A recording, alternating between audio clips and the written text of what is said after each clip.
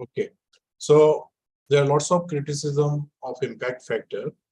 Like as I said, that it varies. Impact factor is totally depend upon type of content you are publishing in different journals. So journals published content in English language, they are having higher number of impact factor as compared to journals which are publishing research paper in other languages. And it's also having sound, it is lacking of sound statistical practice. So these are some of the criticism of impact factor, and 2-year period is not appropriate. So keeping in view these factors, Scopus has developed another journal level metric which they have given name site score. And in the site score, what they are doing is they are basically taking 3-year window. So as compared to impact factor, instead of taking 2-year window, they are taking 3-year window. And they are taking into the consideration all type of content published in that particular journal, right? So they are calculating the site score also. So if any institution is having access of Scopus database, you can check the site score of different journals. Similarly, SJR and SNIP, these are also journal level metrics which Scopus has developed, and these are basically used in terms of evaluating the ranking of the journals, specifically Scopus index journal. Like for example, let me show you live also. Like for example, when you open the Scopus database, and from here you can check the SJR, SNIP site score of different journals. Like for example, here you can see this is the site score, and this is the SNIP, and this is the SJR. So all these three are basically journal level metrics which evaluate the quality of articles published in these journals. So these are called journal level metrics which you can use in terms of evaluating the quality of any journal, right? So SJR, SNIP site score is a basically matrix which is developed by the Scopus. Then H5 index is again a journal level matrix which is given by Google. So for example, if any journal is having H5 of 10, that means during the past 5 years, a journal has published 10 articles which were each cited at least 10 times. So this is how they are giving matrix of different journals. Immediacy index is also a journal level matrix which published after every year, as compared to impact factor where they are giving value of impact factor for taking consideration 2-year window. Here they are giving 1-year window. That is called immediacy index. Talking about the author level matrix, H index is one of the prominent author level matrix, and this I can show you with live example also. And if you are having access of Scopus or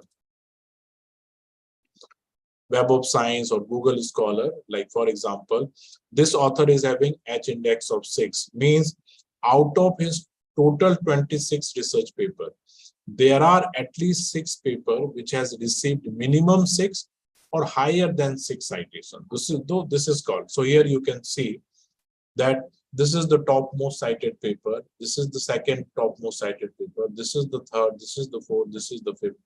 And here you can see that 6th paper has been cited minimum 6 or higher than 6. This author is not having H index of 7 because 7th paper is having less number of citation as compared to total number of paper. So that is why this author is having H index of 6, means out of his total Scopus index paper, there are at least 6 paper which has received minimum 6 or higher than 6 citation.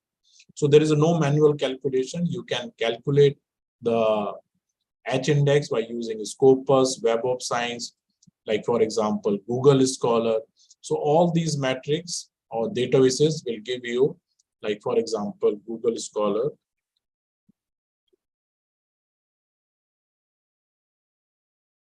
Like for example, you go to this profile and it is giving H index of 10, means out of my total 26 paper, there are at least 10 papers which has cited at least 10 times.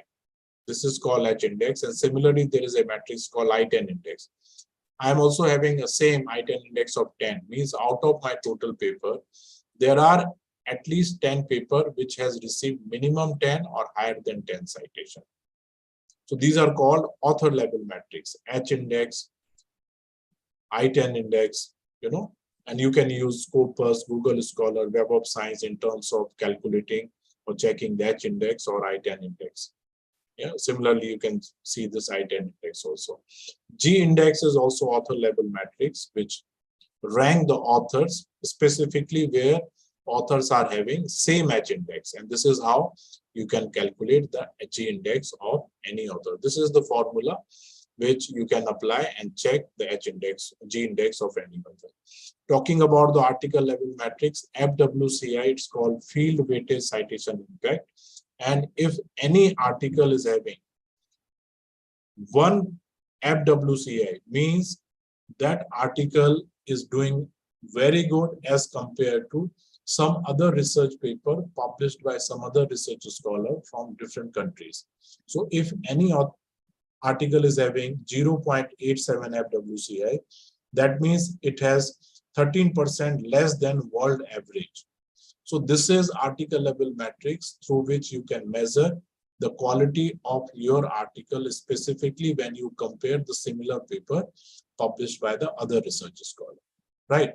And the last metric, which is called ALT matrix. ALT matrix is basically a matrix through which you can measure the impact of your research on social media.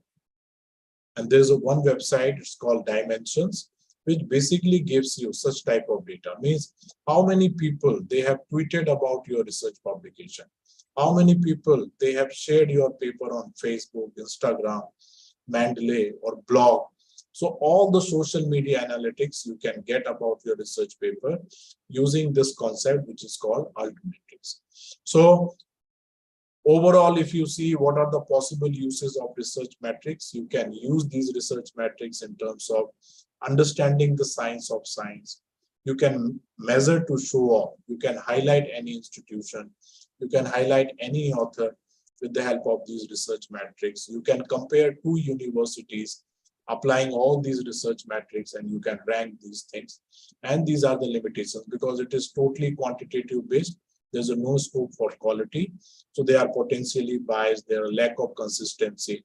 And if it is all about the number, then sometimes you can play with the number also, right?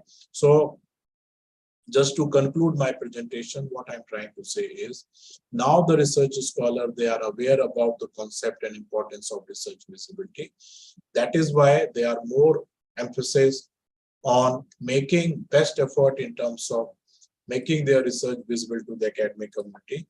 And at the same time, they are also focusing on publishing their content in good quality index journal. So first thing is you always publish your research paper in good quality index journal. And once you publish your research paper, then you can put all your efforts in terms of your making research visible. And then only you can measure the impact of scientific publication. So that's it from my side. So thank you very much for listening to me. Thank you very much. Thank you, Dr. Singh.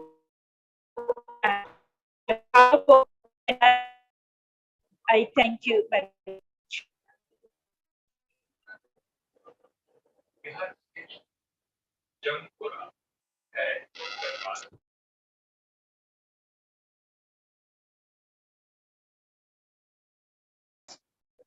Jangpura, doors will open on the right. Please mind the gap.